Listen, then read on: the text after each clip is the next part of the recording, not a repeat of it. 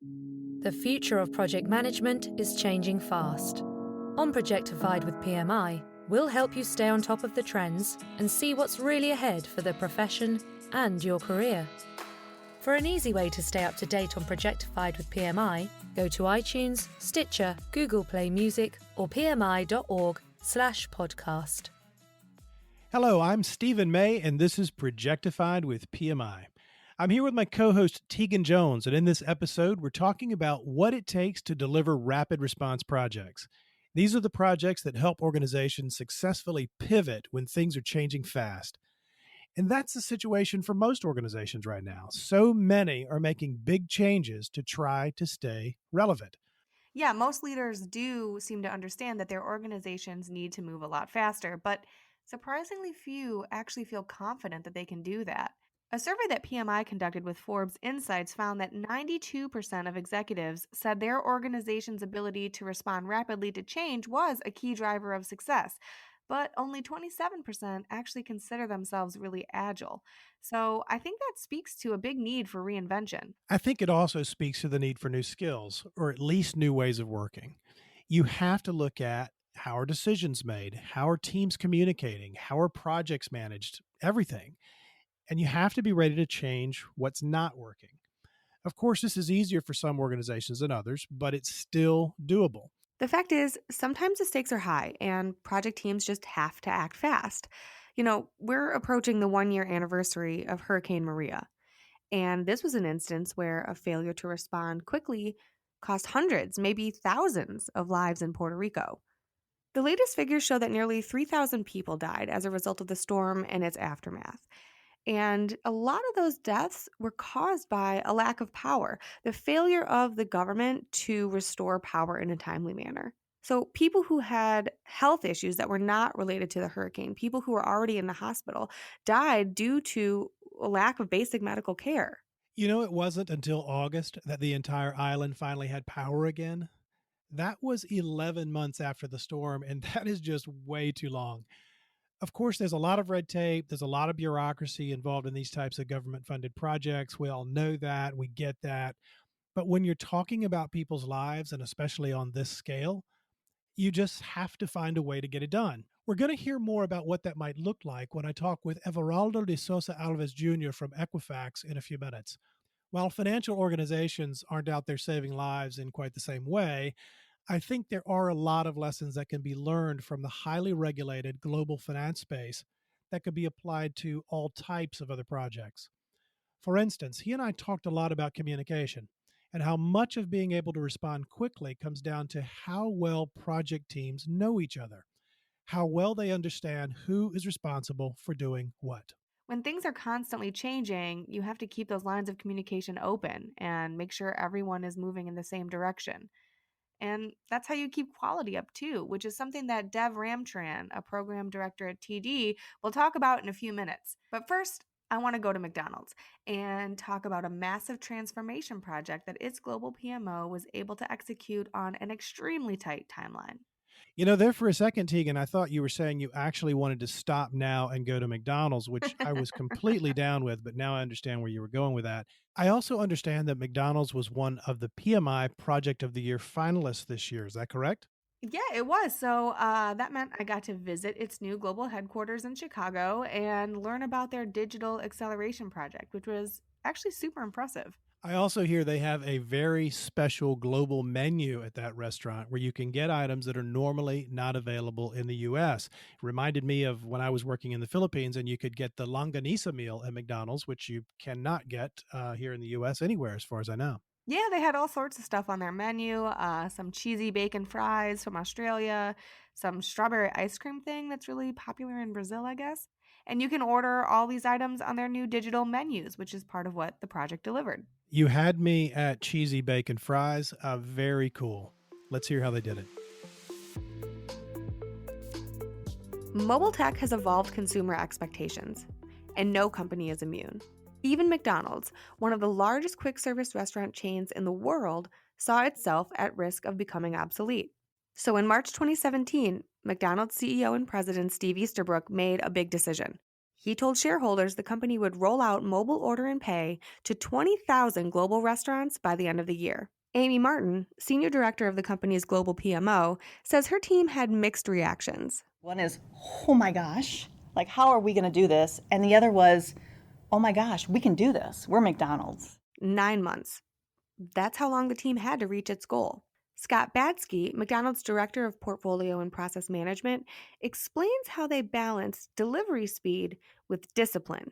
We did that by instituting the concepts of continuous learning through retrospectives, by implementing agile capabilities and techniques into our methodologies and our disciplines, by establishing tiered governance, which allowed access to senior-most leadership to drive decisions, but also empowered the lower levels of the organization to react very responsively to things that were within their purview of accountability. To keep the project on track, the PMO paired flexibility with strict change control. The team only allowed adjustments that would impact the customer experience, and that helped stem the flow of change requests ahead of the already ambitious rollout date. If we had allowed for all those changes to organically just fold into the work, we would have never gone live on time.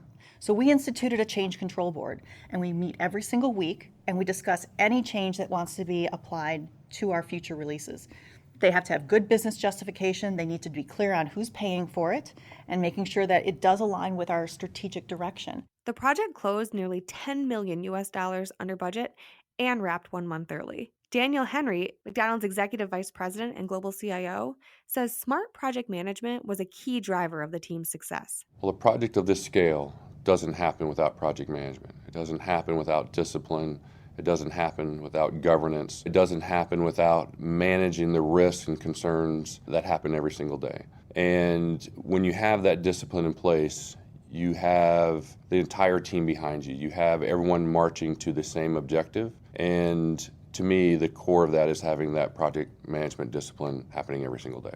And Amy Martin says the new technology is already changing the way customers see the 63-year-old company. I sat there at a restaurant, and I watched these 5 teenage boys go up to this kiosk. They were all interacting with the kiosk. They were picking their orders. They were customizing. And then they went and sat down with their little tabletop number. And they had somebody hand deliver their food right to their table. And they were all just giddy about, oh my God, did this just happen? It was just those moments where you're seeing your work actually materialize in conversations and experiences with our customers. And that's what I enjoy. 20,000 restaurants in 9 months. That is a big, big ask. But that PMO team was able to do it. And I think it comes back to what Amy said, that you have to be clear. You need a clear guiding vision to rally everyone around if you really want to make these kind of big changes so quickly. It's true. A lot of times, project delays come from the fact that teams have competing priorities. Not everything can be done first. But if everyone is focused on the same end goal, it's less likely that really important tasks will end up waiting in a queue until someone can get to them.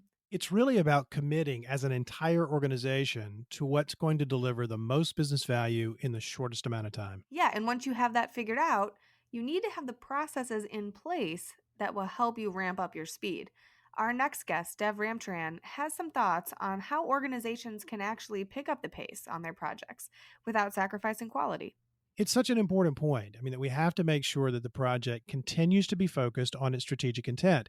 You could take something like speed and get everyone rallied around that and aligned around that and suddenly realize you've lost the thread. We're delivering fast, but not delivering on the original objective of the project. Yeah, and you definitely don't want that. So let's hear what Dev has to say. Hi there, this is Dev Ramcharan, and I am a program director at TD Bank in Canada. Our subject is why we actually need rapid response projects today. What kinds of trends are driving these sorts of projects? Well, it's been identified that many of the projects that were using traditional waterfall sequential types of methodologies for are taking too long to deliver. We're not getting to market as fast as we need to, or we're not delivering the return on the investment quickly enough to make it worth the investment for the projects that we're actually doing.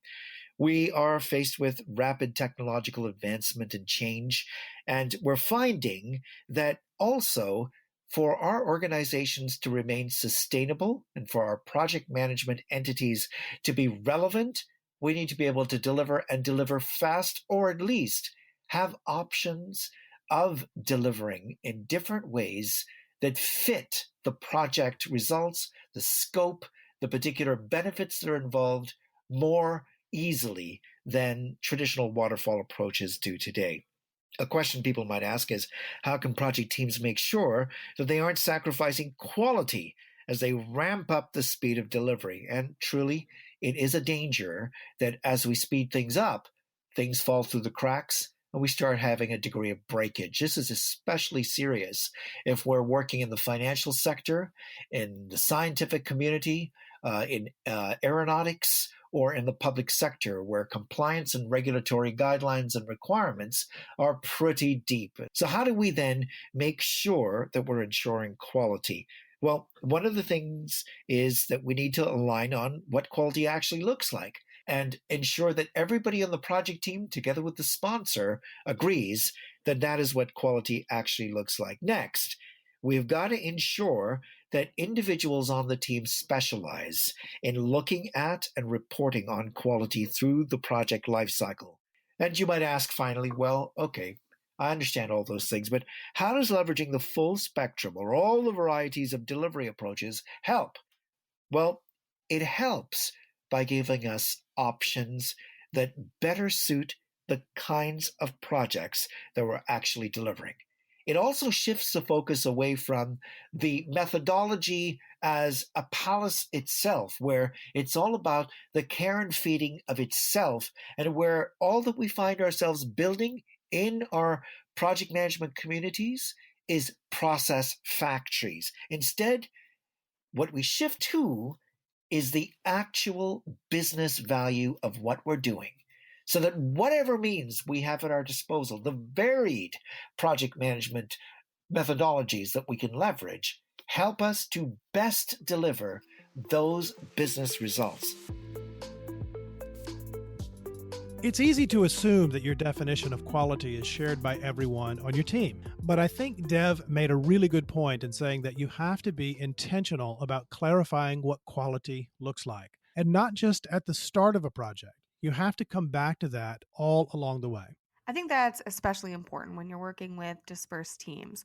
So, whenever you have people in multiple locations, when a team is spread across cultures or time zones, you have to make time for those conversations that highlight the why behind your work. And that's exactly the type of virtual environment that a lot of project leaders are working in. Our next guest, for instance, is the PMO manager across all of Latin America for the credit reporting agency Equifax. Everaldo de Souza Alves Jr. is based in Santiago, Chile, and he had a lot to say about what it takes to innovate quickly and carefully when you're working in a heavily regulated space like the global financial market. I'll be interested to hear what he has to say. Let's give it a listen. Everaldo, I would like to start by asking you about the trends that you're seeing that are causing us to accelerate project timelines. What are you seeing that's driving that acceleration? I think of continuous innovation. So I think that internally, companies are recognizing and perceiving that there's a need of being more effective in terms of processes and procedures. So driving innovation as fast as we can. Internally, Equifax has a strong reputation for driving innovation. And that is, we have metrics actually around how fast and how quick we innovate around our products and services. And I think that's part of survival trend these days. And when we think about that need to innovate being driven by innovation, the need to create and identify new ideas quickly, to implement them quickly, what is different or what impact does that have for the teams that are executing projects within Equifax, particularly in Latin America? So my team, my project managers need to be able to understand the business and the role of innovation practices affecting them, right? We cannot only look at project management as a practice or planning and executing a role only. So I need to understand the business. Otherwise, I will not be able to translate or to give value from project management to the business. So that's number one. Number two, I think there's a lot of discussions these days on waterfall versus agile methodologies. Usually when we think about innovation, I think the first answer to that comes on, we should use agile methodology, right? I don't really think that's always the answer. I think we need to be smart enough to balance this out. So there are projects that we should be using waterfall. There are projects that we should be using agile. So I think there's benefits for both in the innovation scenario. What are the obstacles that you're seeing that keep teams, project teams in particular, from responding quickly to shifts in the industry, shifts in strategy, developments in technology? I think the biggest obstacle or challenge is how you balance out short-term versus long-term goals, if you will. At Equifax, the way we are organized, we don't have a, let's say, organization which is dedicated to innovation itself or set aside of day-to-day business, right? We do things in a embedded or mixed way. So our teams can either work on business as usual, maintaining and sustaining our existing products and services. And at the same time, they might be challenged to innovate, to think differently, and to create new products and services. So it's like we have one eye on the short-term goals, which is meeting our results today. And we have another eye on where we should be growing towards. You need to be able to recognize business as usual versus innovative services or projects.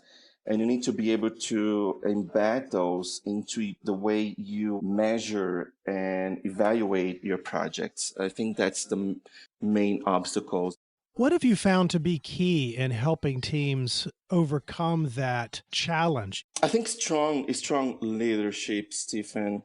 And again, that I think it's only effective enough if you have your PMO inserted into the organization at the right levels, right?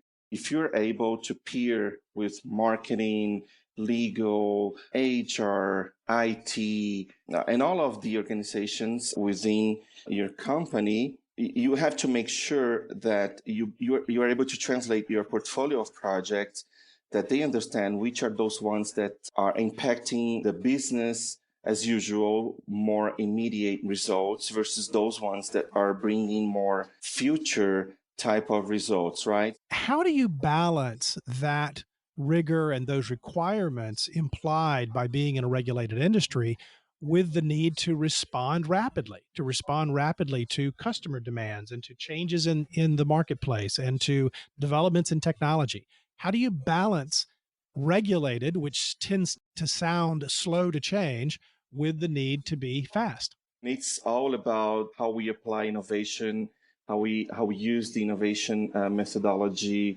to make sure we fail fast and that we develop fast, right? So if you think of the concept of innovation, we are always talking about minimum viable products.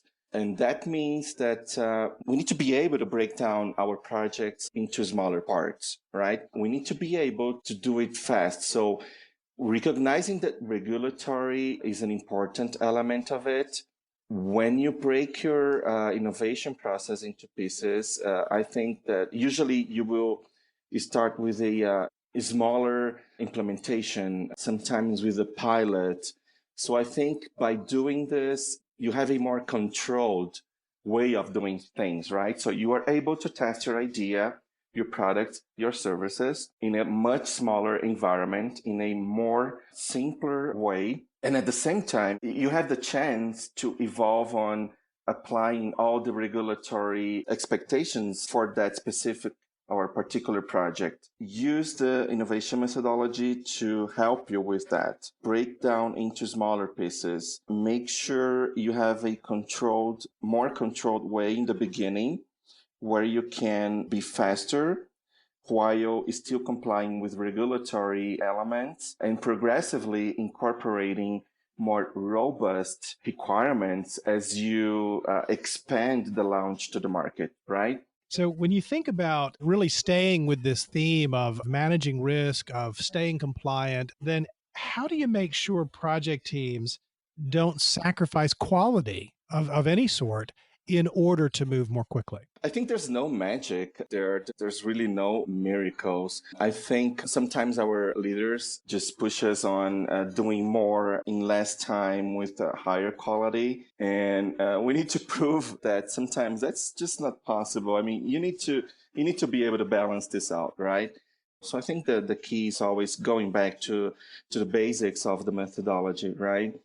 So you can do more by making things in parallel. So I think that's just basic of waterfall project management.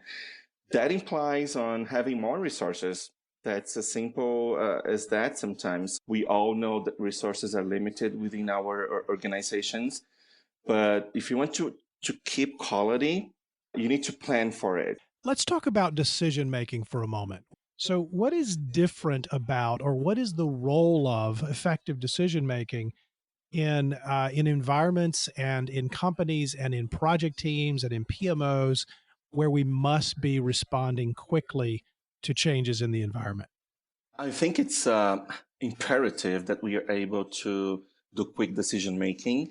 I think that the best way of doing this are both aligning that decision making process or decision making scenarios to the process of innovation itself first, and secondly, making sure that the PMO has the highest visibility within the organization and is part of that decision making as well, right? So myself, I sit alongside with other leaders in the region, so marketing, legal, IT, HR, finance, and we discuss those things and we decide where our priorities should be.